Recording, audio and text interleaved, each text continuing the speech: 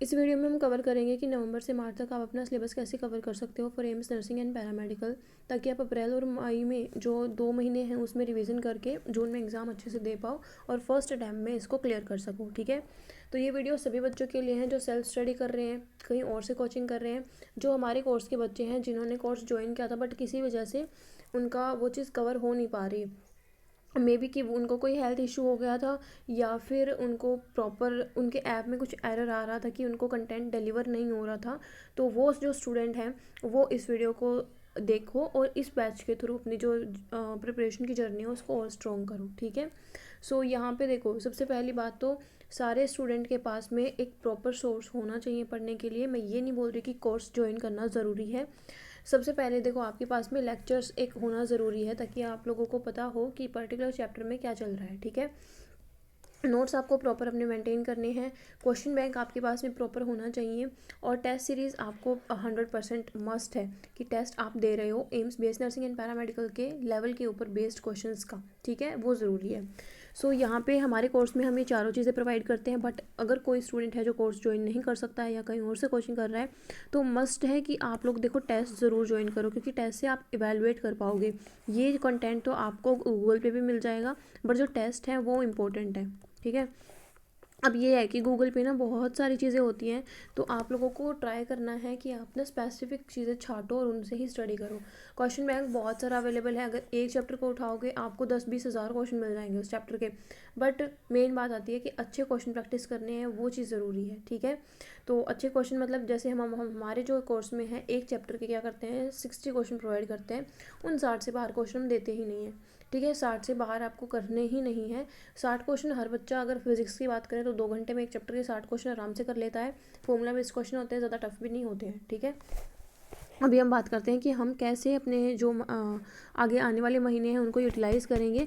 तो देखो, यहाँ पे मैंने पूरा प्लान बना रखा है, सारा चीज़ मैं आपको शेयर करूँगी, बट उससे पहले इंपॉर्टेंट है कि आप लोगों को ये चीज़ श्योरिटी हो कि आप लोगों को इस अटैम्प्ट में, अगर आपके पहला अटैम्प्ट है, दूसरा है, तीसरा है या चौथा है, इसी अटैम्प्ट में वो चीज़ क्लियर करनी है इसी साल 2024 में। ठीक है, तो देखो, प्लान में अपना जो है नवंबर दिसंबर लेके चलो। नवंबर दिसंबर आप अपनी 11वीं क्लास को दो, मेजर पोर्शन 11वीं क्लास का कवर करो, 11वीं की बायो और फिजिक्स। ठीक है, फिजिकल देखो, मैं मेरे पता नहीं क्यों, मतलब मैं ऐसा लेकर चलती हूँ कि केमिस्ट्री आपकी 11वीं 12वीं साथ चलती है। लाइक अगर फिजिकल केमिस्ट्री हो रही है तो वो 11वीं 12वीं दोनों की कवर होगी। तो आप लोगों अगर सेल्फ स्टडी कर रहे हैं तो वो चीज़ थोड़ा रैंडम भी कर सकते हो, बट मेरे अकॉर्डिंग अगर आप ऐसे करोगे तो आपके लिए बहुत बेनिफिशियल रहेगा, क्योंकि कुछ चीज़ें होती हैं जो आपको साथ साथ क्लियर हो जाती है 11वीं 12वीं की। ठीक है, जैन फेब मार्च 3 महीने आपके लिए रहेंगे 12th बायो फिजिक्स के लिए और इनऑर्गेनिक ऑर्गेनिक के लिए। अब इसके साथ साथ आप इसको भी रिवाइज करते रहोगे सो दैट आपका ये चीज़ तो रहेगी अच्छे से और ये भी कवर होगी। ठीक है, उसके बाद अप्रैल मई के 2 महीने बचेंगे, उसमें आप आराम से रिवीजन कर सकते हो। 60 डेज़ का रिवीजन प्लान होता है।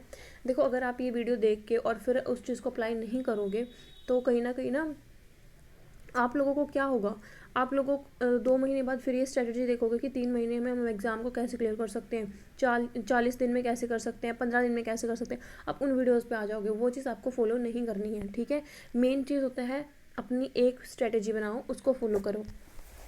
मे भी आप लोगों ने देखो ये चीज़ सुनी होगी, आप लोगों को ना डिसिप्लिन में रहना है। मतलब कोई भी काम करो, ये नहीं है कि आपको पूरे दिन बैठ के 3 घंटे लगातार पढ़ना है। 3 घंटे पढ़ो, बट लगातार पढ़ने की जरूरत नहीं। अगर तुमसे पढ़ा नहीं जा रहा तो अगर तुम 20 मिनट स्टार्टिंग में कंटिन्यूटी बना के रख सकते हो कि हाँ 20 मिनट मैंने फोकस के साथ पढ़ा, उसमें 20 मिनट में लिविंग वर्ल्ड का जो चैप्टर है वो आराम से आप पढ़ सकते हो पूरा का पूरा एनसीईआरटी से, अगर आपने वो हाईलाइट कर रखा है तो। ठीक है, हाँ ये चीज़ ज़रूरी है, हाईलाइटेड पोर्शन पढ़ोगे, ज़रूरी पोर्शन पढ़ोगे, वो आपके लिए टाइम सेवर का काम करेगा, स्मार्ट वर्क का काम करेगा। ठीक है, तो 20 मिनट है, 20 मिनट बैठो, उसके बाद 10-10 मिनट का ना इंक्रीमेंट कर लो। जैसे आज अगर तुम 20 मिनट बैठ के लगातार पढ़े हो, फिर 2 घंटे तुम कुछ और कर रहे हो, फिर 20 मिनट पढ़ लिए, वो चीज़ ठीक है, बट वो अभी के लिए ठीक है। अगर आप और 2-3 महीने बाद वो चीज़ फॉलो करोगे तो वो आपके लिए थोड़ी सी हार्मफुल रहेगी। ठीक है, अभी अपने आप की सिटिंग प्लानिंग बनाना सीखो कि 20 मिनट से आज आपने 10 मिनट कल बढ़ा दोगे तो 30 मिनट बैठ जाओगे, फिर 10 मिनट बढ़ा लो, फिर 10 मिनट बढ़ा लो, मैक्सिमम 1 घंटा कर लो, 1 घंटे से ज़्यादा मत पढ़ो। ठीक है, जैसे 1 घंटा पढ़ लिया, उसके बाद आपने 30-40 मिनट कुछ भी कर लिया। ठीक है, फिर 1 घंटा पढ़ लो, फिर 30-40 मिनट कुछ भी कर लो, पूरा दिन आपके पास में होता है। अब यहाँ पे ना डिफरेंस आता है college going student, school going student, dropper students में। ठीक है, कॉलेज गोइंग स्टूडेंट भी होते हैं जो यहाँ इस एग्ज़ाम को देते हैं, तो वो अपने कॉलेज के साथ कैसे मैनेज करें चीज़ें, या स्कूल गोइंग कैसे मैनेज करें, क्योंकि उनके पास पूरा दिन नहीं होता। बट वो चीज़ ना वो ये कर सकते हैं, जैसे कि ना शॉर्ट चीज़ें पढ़ो। जैसे मैंने आपको यहाँ पे भी बताया कि आपको लेक्चर करने हैं। लेक्चर आप लोग ना ऐसा लेक्चर चूज़ करो जो सफिशिएंट हो, बट ना टाइम उसका कम। अब आप ये करोगे, मेरे को एक बच्चे का मैसेज आया था कि दी मैं पर्टिकुलर इसी से कोचिंग करती हूँ और मेरे ना उसमें 10 लेक्चर हैं और एक लेक्चर 2.5 घंटे का है, तो वो कवर नहीं हो पाता। ऑब्वियसली वो चीज़ कवर नहीं होगी। एक बार बैकलॉग हो गया, वो कभी कवर नहीं होता। बैकलॉग सबसे खतरनाक होता है, बैकलॉग करना ही नहीं है। आज जो सोचा है उस चीज़ को कवर करना। मैक्सिमम एक चैप्टर को 30 मिनट वाला जो सीरीज़ है वो देख लो। बीएससी नर्सिंग के लिए इतना इनफ होता है यार, इतना कोई बहुत हाई लेवल का क्वेश्चन नहीं आता है, ठीक है। उसके बाद अगर आप ना और कुछ नहीं, और कुछ भी नहीं, आप आपको पता नहीं है यार, आप लोग बहुत अच्छा स्टडी कर रहे हो। बहुत सारे स्टूडेंट ऐसे हैं जिनको 11th-12th के बेसिक भी क्लियर नहीं है। उन बच्चों का सिलेक्शन एम्स में हुआ है जस्ट बिकॉज कि उन्होंने स्टिक होकर जो इम्पोर्टेंट चीज़ें हैं वहीं पढ़ी एग्ज़ाम के पॉइंट ऑफ व्यू से। उनके बेसिक्स भी क्लियर नहीं थे, मतलब उनको फिजिक्स के हाई न्यूमेरिकल वो सॉल्व नहीं कर सकते, इवन वो फॉर्मूला बेस भी सॉल्व नहीं कर सकते, बट स्टिल उनका सिलेक्शन हो गया, ठीक है। वो चीज़ मैटर करती है, तो आप लोगों को भी वही फॉलो करना है। अगर आप कैसे भी स्टूडेंट होगे, अगर आप स्मार्ट स्टडी करोगे कि जो चीज़ ज़रूरी है बस वहीं पढ़नी है, फालतू चीज़ मेरे दिमाग में जाएगी तो वो कचरा हो जाएगी, तो वो चीज़ करनी ही नहीं है। वो चीज़ अगर आप अप्लाई कर रहे हो तो आपके लिए बेनिफिशियल रहेगा ही रहेगा, ठीक है।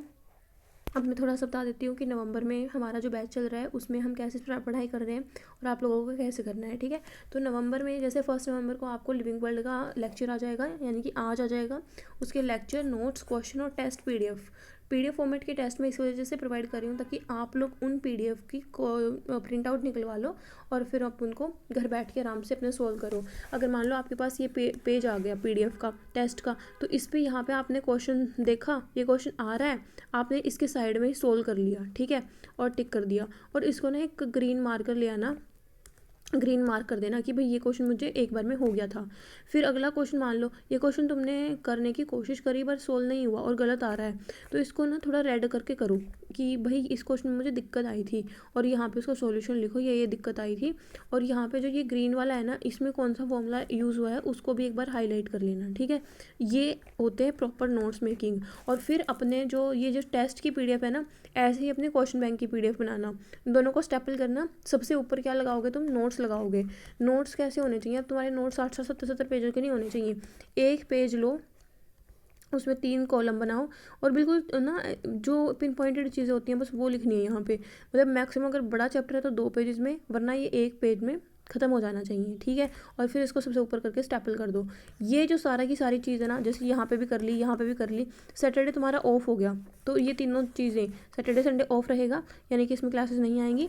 यहाँ पे इन दोनों चीज़ों को, जो एक स्टेपल की चीज़ आई थी आपके पास में, उन दोनों को रिवाइज़ कर लो। तुम्हारा सिलेक्शन मैं लिख के दे रही हूँ, आराम से हो जाएगा। बट ये चीज़ अगर तुमने फॉलो नहीं करी तो तुम कितने भी इंटेलिजेंट हो गए, ठीक है, तुम्हारे मार्क्स ना, बहुत सारे बच्चे ऐसे हैं जिसके नीट में 500 प्लस मार्क्स आते हैं, उनका यहाँ सिलेक्शन नहीं हो पा रहा।